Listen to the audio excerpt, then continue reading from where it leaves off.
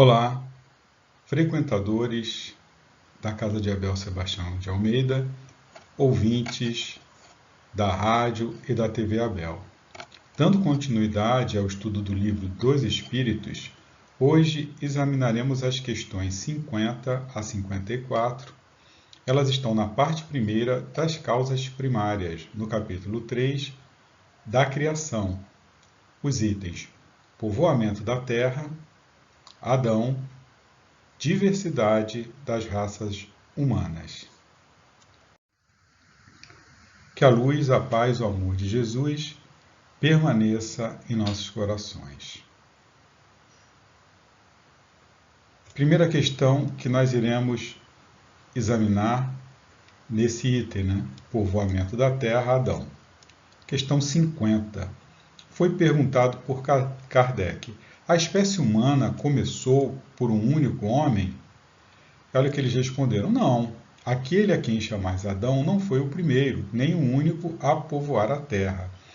A gente não pode esquecer que a Bíblia ela foi inspirada, evidentemente, por Deus, pelos bons espíritos, mas ela traz ali muito da tradição oral também, das crendices. A gente não pode esquecer que o homem ele é sempre produto daquele meio onde ele vive, com a sua cultura, com as suas crendices, com a informação que é passada de geração para geração. Então, naquele ambiente que eles viviam, os primeiros escritores, as testemunhas de determinados eventos, eles escutaram histórias que vieram de antepassados e devido a ter nessas histórias aí um descendente, um começo, se você for examinar a história das civilizações, das populações, você vai sempre encontrar uma história desse começo, como é que tudo começou, quem criou, quem foi o primeiro. Então tem que ter um primeiro. Então, geralmente, é aquele ser que chegou ali naquela terra e foi passando aquela descendência e com essa descendência as histórias que foram passando de pai para filho até chegar nesse modelo. Hoje, o que nós temos? De acordo com a ciência, atualmente a hipótese mais aceita é que a espécie humana moderna, ou seja, o Homo sapiens, ele surgiu na África há cerca de 200 mil anos. E de lá se dispersou para outras regiões em várias ondas migratórias. Mas antes do homem moderno, outros hominídeos já teriam ocupado, já ocupavam o planeta. E segundo as informações desse Human Origins Program, que é um programa das origens humanas do Museu Nacional de História Natural Smithsonian, nos Estados Unidos, entre 1 e 2 milhões de anos atrás, um dos primeiros hominídeos,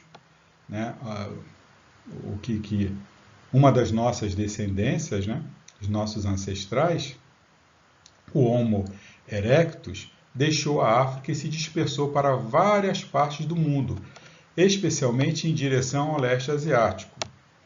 Pequenos grupos desses hominídeos ocuparam ambientes com características bem diferentes entre si, o que favoreceu sua diversificação e o surgimento e dispersão de novas espécies como o Homo neanderthalensis no Oriente Médio e na Europa. Então nós temos aqui à esquerda uma representação. Essas representações hoje em dia elas são baseadas em estudos científicos. Eles pegam os crânios que foram achados e fazem aí uma reconstituição. Tem especialistas forenses que fazem esse tipo de trabalho, assim como fazem hoje em dia para esclarecer determinados crimes. A ciência hoje tem técnicas que permitem aí chegar nesse modelo. À esquerda ali o homem Homo erectus e à direita o neanderthalensis. Esse neanderthalensis aí já é mais próximo às feições dele do homem moderno, do homem atual. É evidente que esses trabalhos são todos baseados em estudos, né, em ossos que foram encontrados, né, paleontólogos, enfim, outros estudiosos, né, de geólogos, enfim, conseguiram chegar a essas conclusões baseado em vários testes, teste de carbono 14, você pega um determinado osso e você sabe, você tem condições de, através desse exame do carbono 14, datar com precisão, né, o ano, mais ou menos, com precisão, entre aspas, né, mas você consegue chegar em uma precisão aceitável entre tantos anos, né, entre 100 mil anos, 100 e 150 mil anos. É uma previsão aceitável que ele chega. Pois bem, na questão 51, poderemos saber em que época viveu Adão, esse personagem bíblico, e o que os espíritos responderam, mais ou menos naquele há sinais, cerca de 4.000 anos antes do Cristo. E comenta Kardec, o homem cuja tradição se conservou sob o nome de Adão foi dos que sobreviveram em certa região a alguns dos grandes cataclismos que revolveram em diversas épocas a superfície do globo e se constituiu o tronco de uma das raças que atualmente o povoam. As leis da natureza se opõem a que os progressos da humanidade, comprovados muito tempo antes do Cristo, se tenham realizado em alguns séculos, como houvera sucedido se o homem não existisse na Terra senão a partir da época indicada para a existência de Adão. Muitos, com mais razão, consideram Adão um mito ou uma alegoria que personifica as primeiras idades do mundo. Então, através desses estudos, né, fica impossível que o Adão ele tenha sido o primeiro homem, né, e de acordo lá com as datas bíblicas, ele teria vivido há 4.000 anos antes de Cristo. Então, não se tem, né, condições de ter havido uma evolução, um salto tão grande, né, para justificar isso. E outra coisa, aí as evidências, né, de que haviam populações, haviam civilizações antes disso, antes dessa data. Né, a Bíblia ela não diz, né, exatamente quantos anos a humanidade tem, né, mas usando as genealogias que são apresentadas na Bíblia, né, eles colocam lá as descendências de Adão até chegar a Jesus e dão as idades de quanto tempo viveram, né, e são mais idades assim, 300, 900 anos, né? Podemos dizer que a humanidade tem no mínimo, chegando a essa genealogia bíblica, né, teria 6.000 anos, mas é evidente que esse Adão aí, conforme nos esclareceu Kardec, ele teria sido um sobrevivente de algum cataclismo que aconteceu ali, e a ciência ela tem condições de afirmar com toda certeza que houve terremotos naquela área, que houve na Mesopotâmia, né, que é a origem dessas raças aí, de onde se originou essas raças babilônicas, enfim, egípcias e israelitas, enfim, foi tudo naquela região ali do Tigre e do Eufrates. E ali aconteceu realmente um grande cataclismo, uma enchente, né, que eles não conseguem, eles acham que não teria sido causada por chuva, né, eles não encontram indícios geológicos que realmente choveu durante 40 dias e 40 noites. O que eles conseguem confirmar é que houve realmente alguma coisa, ou provavelmente um terremoto, e esse terremoto causou um maremoto. Enfim, teve uma convulsão qualquer, né, ou várias, né, e pode ter havido sim chuva, né, mas não, eles não encontraram indícios de que choveu, que realmente o que aconteceu foi uma chuva de 40 dias e 40 noites, né? A ciência hoje tem condições de fazer esses cálculos. Bom, então a gente vai, né, nós temos aí um braço da ciência, né, um avanço, um grande avanço na parte do genoma humano, e que graças a esses avanços, a esses estudos do genoma humano, os cientistas eles conseguem chegar ali, né, através da análise genética, né, a nossa descendência, né, em anos. Vamos dar uma lida aqui no artigo. Em genética, chamam-se Adão e Eva os mais recentes ancestrais comuns a toda a humanidade. Ele é o pai do pai do pai, de todos os homens e mulheres vivos. Do mesmo modo, ela é a mãe da mãe da mãe. Não foram os primeiros exemplares da espécie humana, ao contrário do casal bíblico, nem necessariamente se conheceram. Foram, na verdade, os últimos ancestrais a partir dos quais se pode traçar uma linha direta de descendência paterna ou materna até os dias de hoje. Os pesquisadores descobriram que o ancestral comum paterno e o materno podem ter vivido em momentos próximos ou até idênticos. O homem teria vivido entre 120 mil e 156 mil anos atrás e a mulher entre 99 mil e 148 mil anos. Para estudar os ancestrais masculino e feminino, os cientistas examinam o material genético que homens e mulheres passam exclusivamente para seus filhos e filhas. Então, aquela história, né, a controvérsia de não, os ossos que encontraram na realidade não eram ossos humanos, e existia essa polêmica, né, nos negacionistas, aqueles que os criacionistas, na realidade, né, que acreditavam como sendo verdade esse começo com Adão e Eva, e que os ossos, os indícios que a ciência encontrava, eles procuravam refutar, dizendo que aquilo ali não era osso humano, era osso de macaco, enfim, que não tinha a ver com um homem moderno. Mas vem a genética e consegue comprovar através da análise dos cromossomos, no caso para os homens, né? Você consegue, o pai ele passa, né, um determinado cromossomo Y, e a mãe através da análise aí mitocondrial. Não sou nenhum especialista, né, em genética, mas é assim que eles fazem. Eles conseguem chegar, né, num grupo de pessoas, eles conseguem ver a descendência.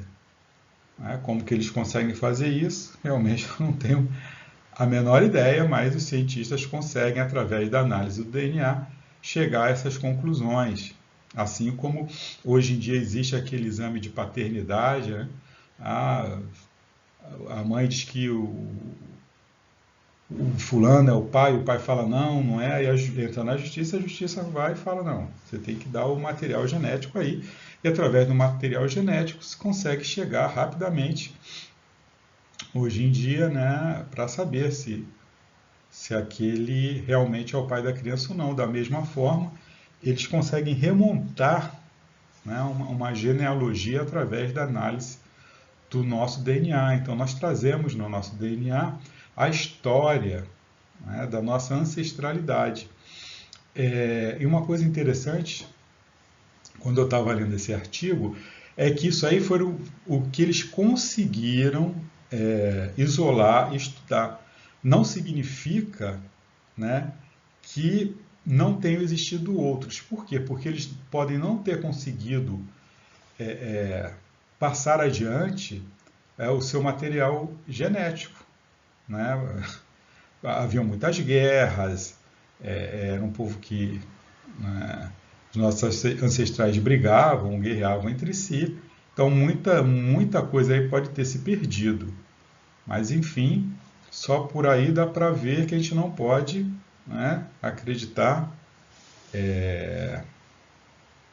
assim, piamente, né, assim, levar ao pé da letra o que está escrito ali na Bíblia. A gente tem que entender, né, que aquilo ali são relatos, né,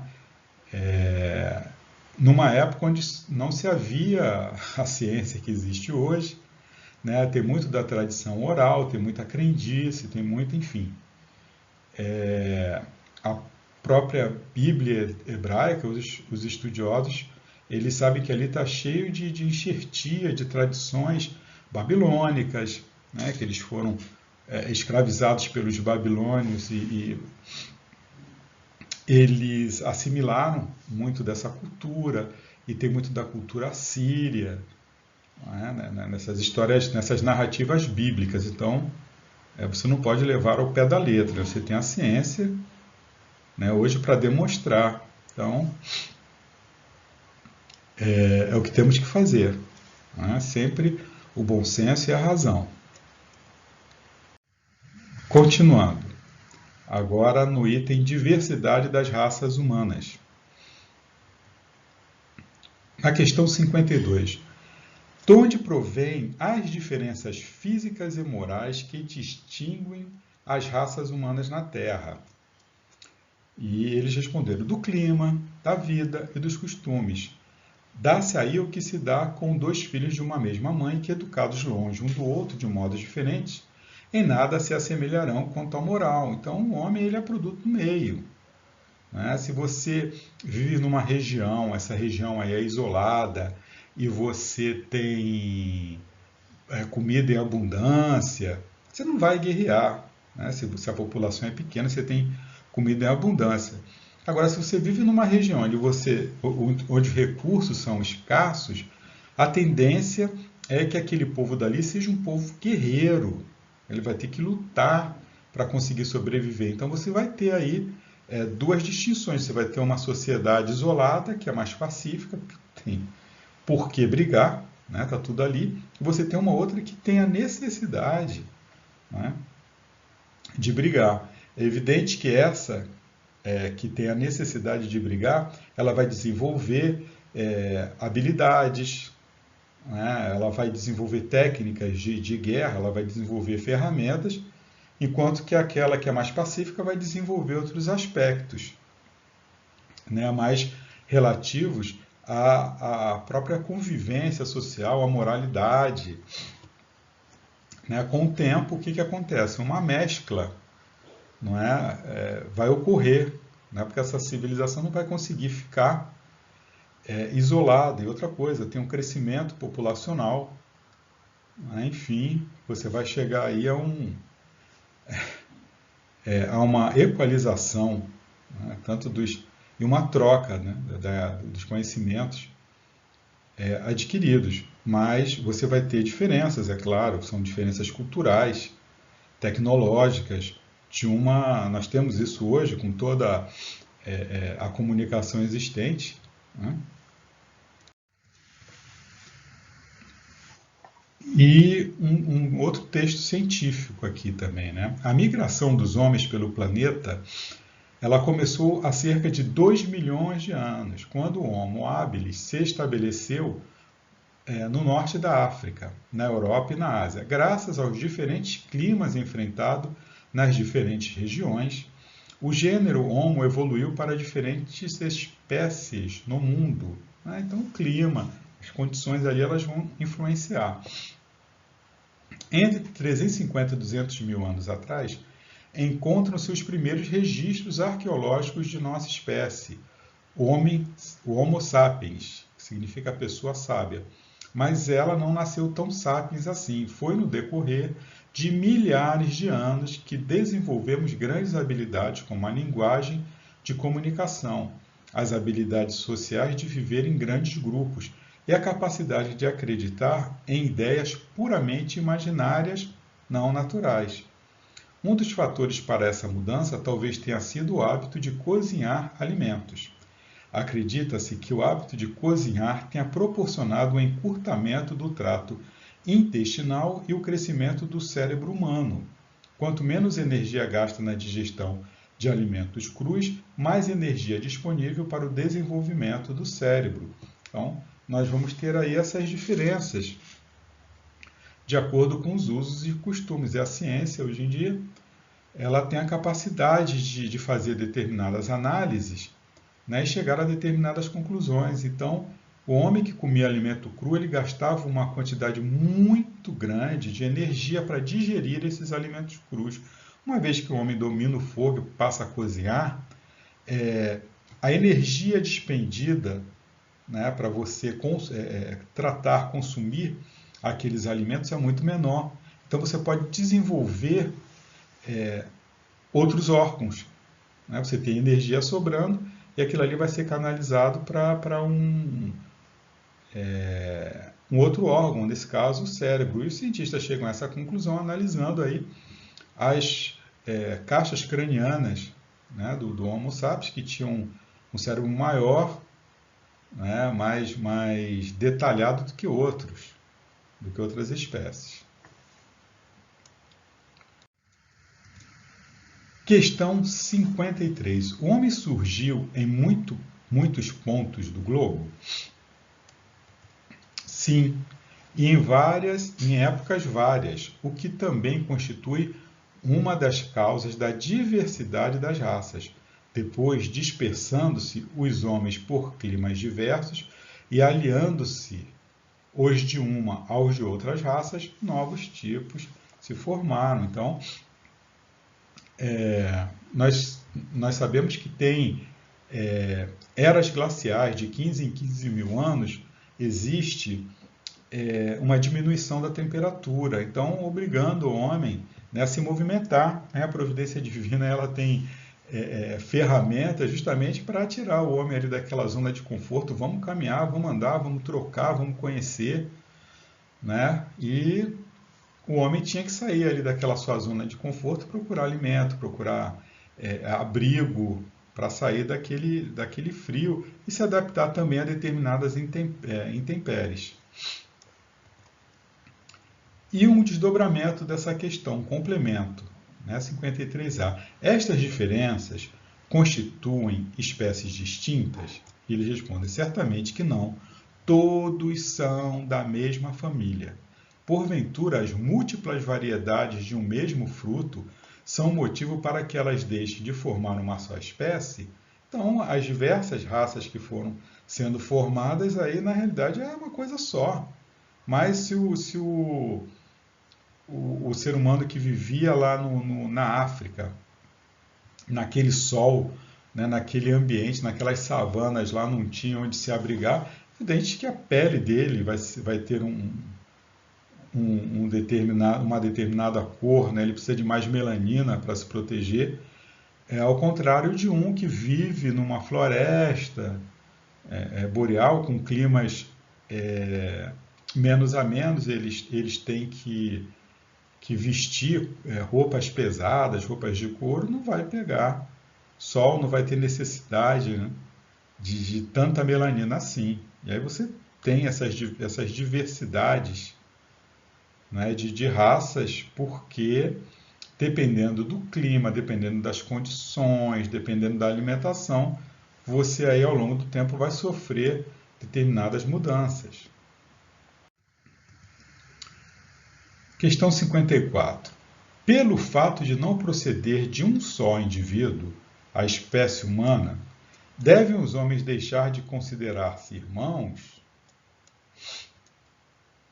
Olha o que eles responderam. Todos os homens são irmãos em Deus, porque são animados pelo Espírito e tendem para o mesmo fim.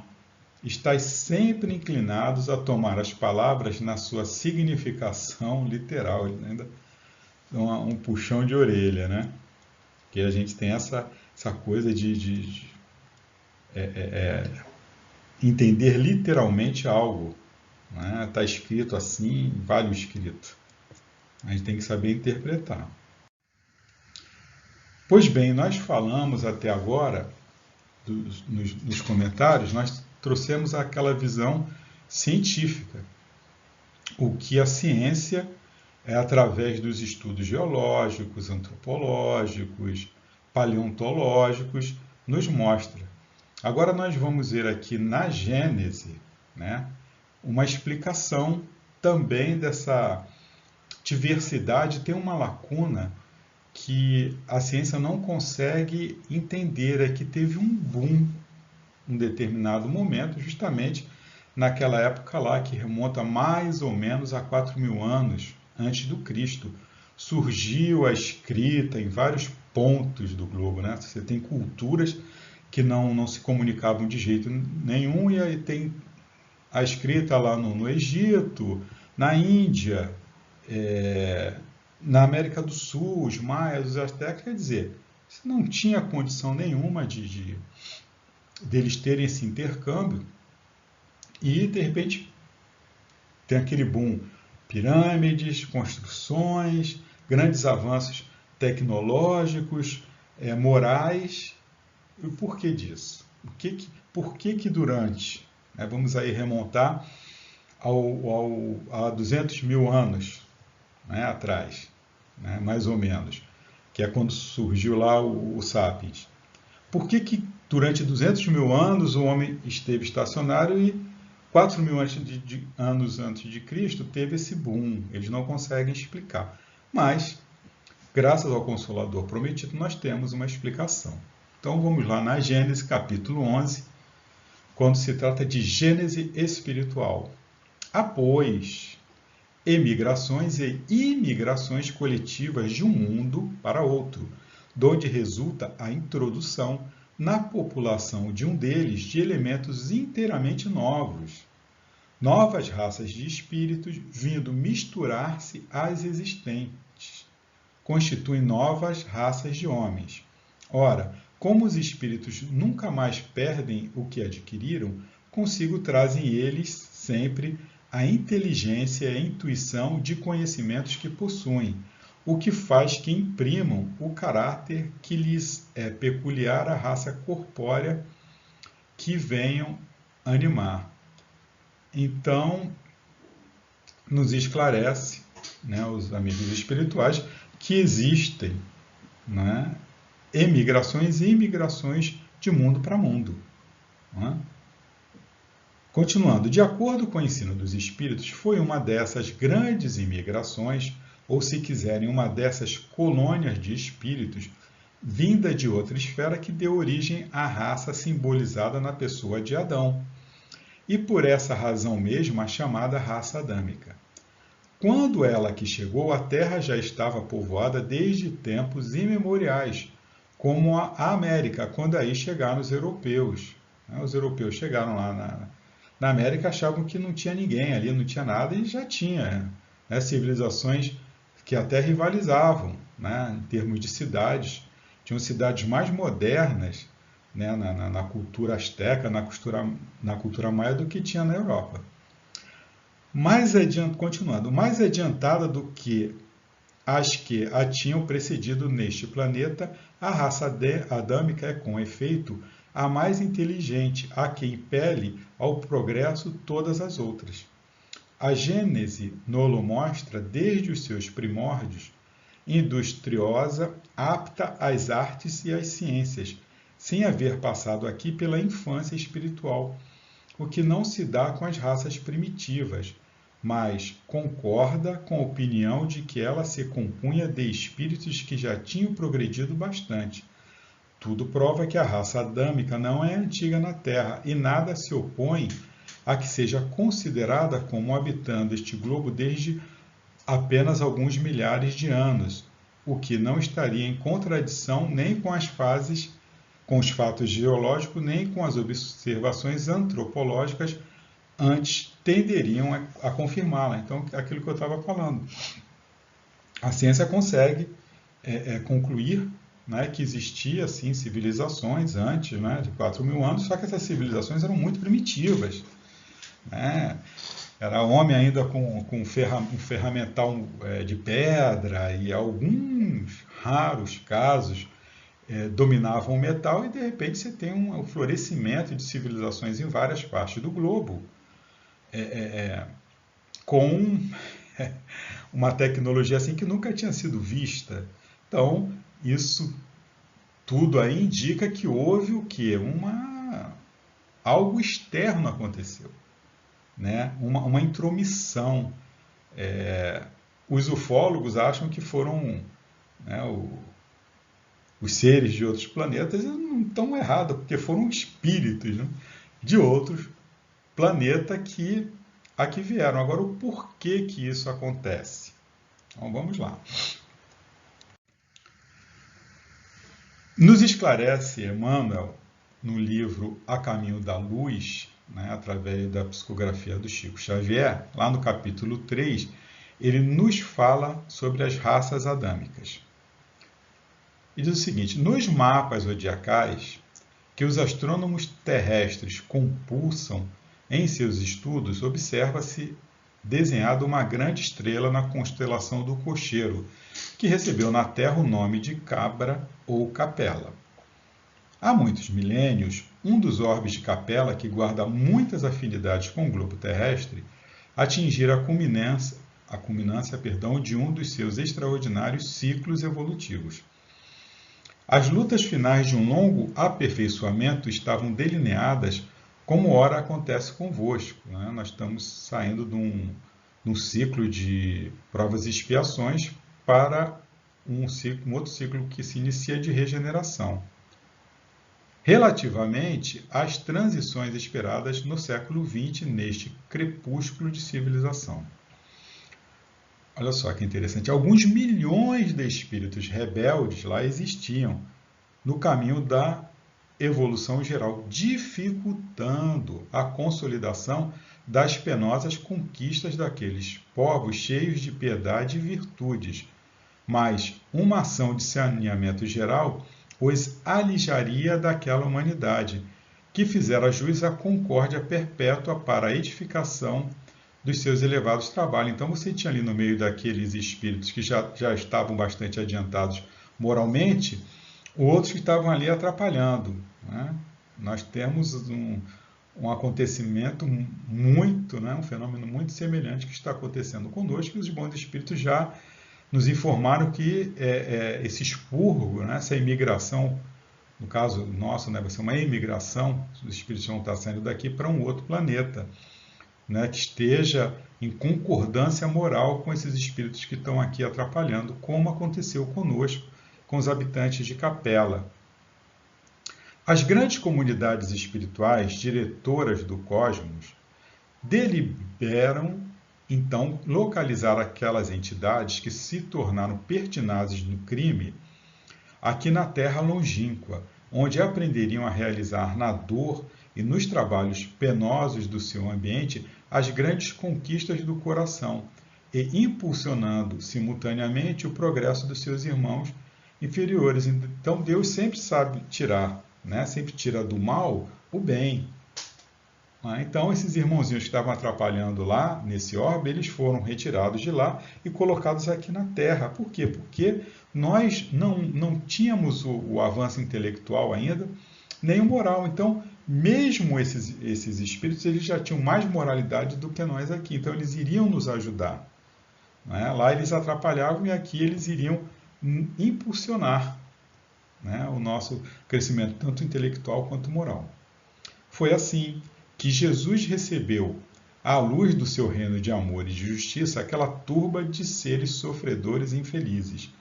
Com a sua palavra sábia e compassiva, exortou essas almas desventuradas à edificação da consciência pelo cumprimento dos deveres de solidariedade e de amor no esforço regenerador de si mesmas. Mostrou-lhes os campos imensos de luta que se desdobravam na terra, envolvendo-as no halo bendito da sua misericórdia e da sua caridade sem limites. Abençoou-lhes as lágrimas santificadoras, fazendo-lhes sentir os sagrados triunfos do futuro e prometendo-lhes a sua colaboração cotidiana e a sua vinda no porvir. Então, a história, né, do nosso planetinha. Nós chegamos aí, estamos chegando ao final de um ciclo, né, que segundo a espiritualidade amiga está bem próximo. Então a gente tem que ter isso em mente também, é hora de orar e vigiar. Nós estamos passando aí por grandes conturbações e os bons espíritos já nos alertaram que esse final de ciclo ele iria ser caracterizado realmente por essas convulsões. Por quê? Porque esses espíritos rebeldes, eles evidentemente não querem sair daqui, né? Então eles estão tentando fazer de tudo para atrasar, não é? A saída. E outra coisa, eles estão tentando, já que eles vão ter que perder o reino deles, eles estão tentando levar o maior número de espíritos possível, né, para o seu reino, para eles continuarem aí a exercer esse poder que eles exercem aqui. Então, aqueles espíritos que estejam sintonizados, né, com a violência, enfim, com o vício, esses espíritos vão estar aí sofrendo a influência desses espíritos trevosos. Por isso que a gente está vendo tanto crime bárbaro, né, uma explosão aí realmente sem... uma explosão terrível, né, de crimes praticados aí, coisas absurdas que eu não vou nem citar aqui, né? Nós já sabemos, né, do que eu estou falando, né, drogas, enfim, degradação dos costumes, enfim, nós estamos vendo aí realmente uma convulsão, vivendo uma convulsão moral, né? E por isso que os espíritos nos pedem, né, cautela, que possamos orar e vigiar, para a gente estar, né, sintonizando, colocando a nossa sintonia aí no bem, porque senão, né, fica muito fácil, né, a gente ser atraído, né, por essas hordas de irmãozinhos aí, que são contra, né, o progresso, que são contra a libertação, né, da matéria, né, porque eles vivem ainda nesse estado, muito ligados ainda aos instintos, ao materialismo. Bom, meus amigos, chegamos então ao fim do estudo da noite de hoje, né? Esse livro, A Caminho da Luz, é um livro interessantíssimo, né, que todos nós devemos ler para tomar conhecimento e sabermos como devemos agir, né, para nos forrarmos, né, tentar aí sempre estarmos em uma boa sintonia. Que a luz, a paz, o amor do Mestre Jesus permaneça sempre em nossos corações. Graças a Deus, graças a Jesus. Obrigado.